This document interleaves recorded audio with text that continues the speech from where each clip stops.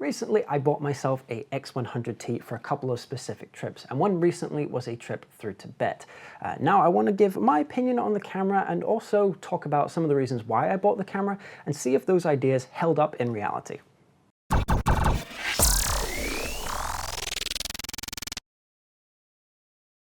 Hey guys, Craig McCormick here from DestructivePixels.com, where I share with you the tools, tips, and techniques I have learned so you can go out and shoot better images faster. Some of you may know I recently bought myself an X100T, and I recently got to try it out on a trip I did via train from Shanghai to Tibet in Lhasa, and then we spent a couple of days in Lhasa and then traveling around Tibet itself. Sadly, the trip was caught short by the devastating earthquake that hit Nepal that affected the surrounding countries, Tibet being one of them. I will be doing a separate series of videos, of vlogs, covering the whole trip itself and the images that I shot with it. If you're watching this in the future, there's probably an annotation appearing up on screen somewhere that will take you to those series of videos. But if you're watching this at the time of its release, just hold tight. It will be a couple of weeks before that content comes out, but rest assured it will be coming out. But first, let's actually talk about the camera itself.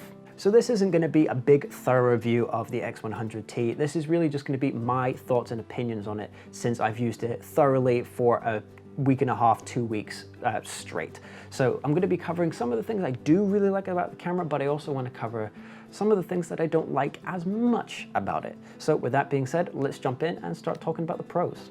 One big factor for me was the fact that this small camera can actually shoot amazing images.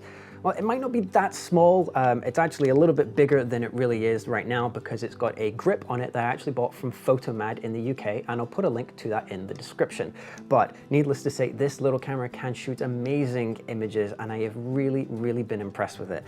The small form factor is really appealing to me because it makes it a little bit easier to use when traveling and trying to get more intimate pictures compared to the DSLR. Like compared to the DSLR that I use here, this looks absolutely tiny. And I really do think that compared to the other people that were in my group that were using DSLRs, I was a lot more inconspicuous with this smaller camera, and it really did help actually get better pictures in my opinion, because I was just a little bit more invisible with something that was quite small and didn't look as intimidating as a big DSLR. You would think that having a fixed focal length lens while doing travel photography is kind of against the grain, where a mid-range kind of zoom lens is generally considered to be the norm. But in fact, I really didn't find that to be an issue at all. Occasionally on some shots, I did actually crop in where I felt it told a better story, but for the most part, the 35mm equivalent lens on this camera really does justice to the pictures. It is really amazing actually what you can get with this 35mm. All I had to do was just move my legs rather than zooming. It was a pretty simple idea in principle. And the lens itself was amazing. With this aperture ring here, with its low f2 aperture, you really did get some amazing shots out of it. I'm really impressed with just how sharp it is around the whole focal length. Even at f2, it is surprisingly sharp. So this lens really didn't hinder me much at all when I was traveling, and the lens itself is actually an amazing piece of kit.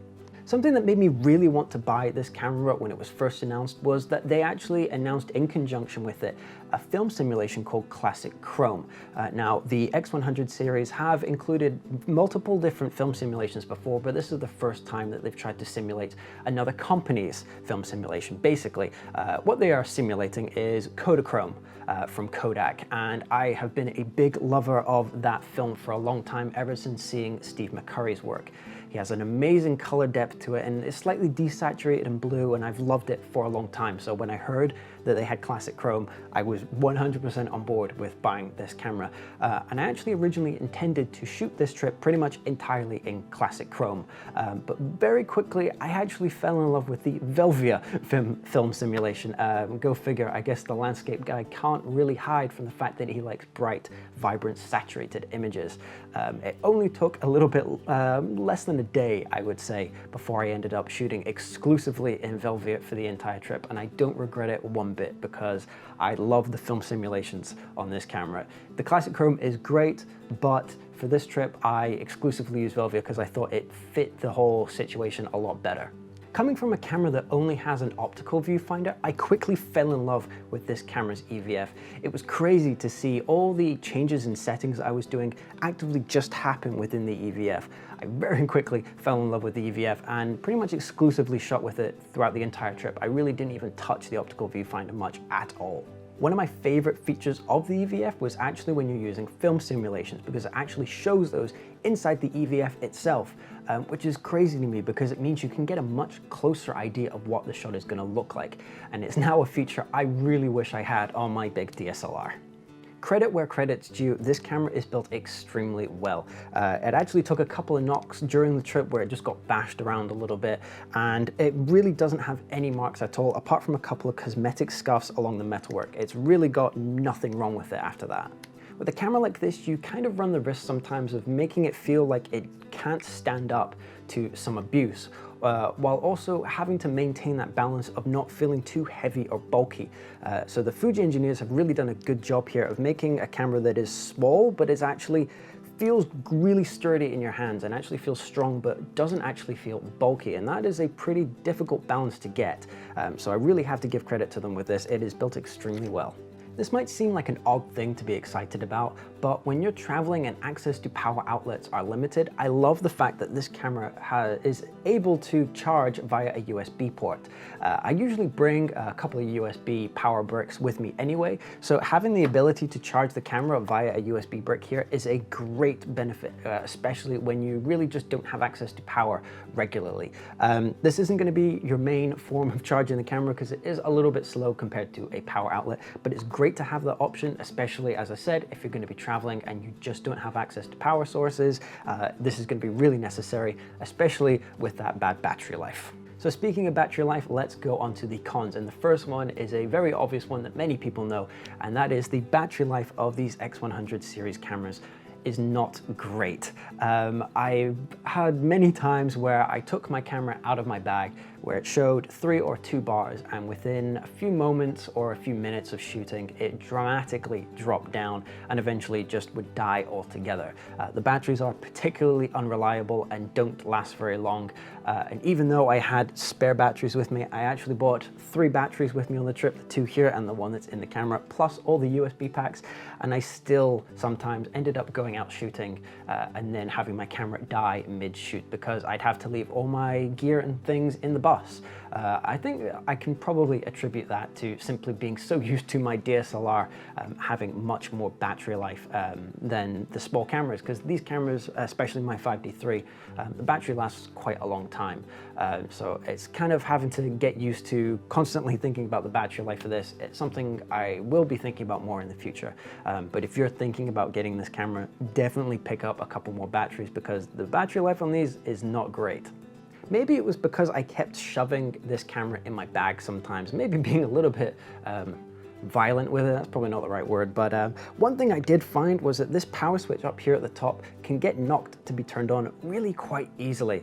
And that's obviously a problem when the battery is not that great to begin with. Thankfully, this camera does have a built-in auto off feature.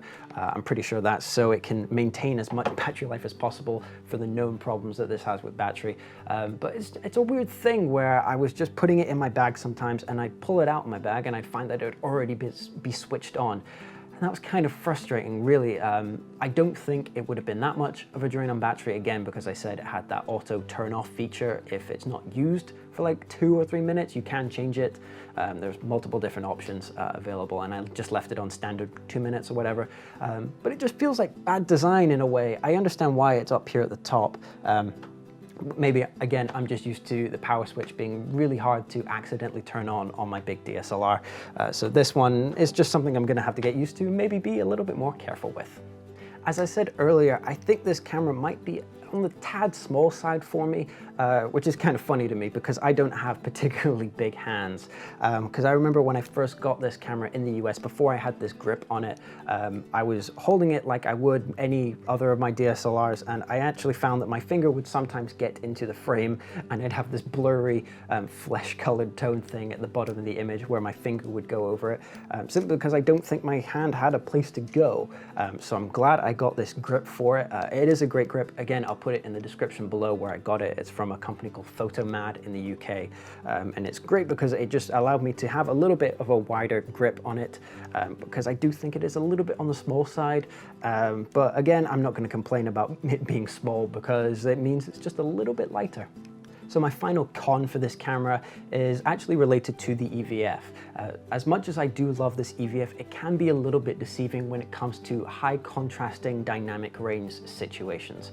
I remember in particular there was a couple of situations where I had really bright highlights and some really deep shadows, and I wanted to get all that contrast, and using the EVF with the film simulations, it might not have been the film simulation's fault, but it clearly showed that I had all the detail in the highlights and the shadows. And at the time I thought, wow, this is amazing. How can this camera capture more dynamic range, or at least possible more dynamic range than my huge sensor DSLR? And the fact is it simply doesn't. I've really had to play hard with some of these raw images in order to get the highlights and shadows to be kind of equaled out. So it's definitely something to be aware of. The EVF can be a little bit deceiving. It's not the end of the world, obviously, because you just have to account for it. But it's definitely something to think about, is you can be a little bit deceived by the EVF. So just keep that in mind. And otherwise, the EVF is pretty much perfect. So those were my thoughts, good and bad, about the X100T. But what do you think about the camera? Do you have any questions about it that you want me to answer? Put them in the comments below and I'll happily try and answer them as best as I can. Again, I haven't really shot with the video mode or anything like that yet. I've mainly just been shooting it for pictures. So if you have any questions, I'll happily try and answer them in the comments below. And if this is your first time here, I'd love to have you subscribe. I do weekly photography videos where I share with you the tools, tips, and techniques that I have learned so you can go out and shoot better images faster. I also have a special series of videos, specifically vlogs, where I go and bring a little video camera along with me when I go out and shoot my landscape images. So that involves things like going to the location, scouting the shots itself, the settings I'm using, and everything else in between. So if that sounds like something of interest to you, there'll be an annotation somewhere here on screen. There'll also be links down in the description to take you to the latest video in that series in the playlist. So if you want to learn more about me and my work in particular, you can go to destructivepixels.com. Hopefully you've got something out of this video. Thank you for watching, and I'll catch you in the next one.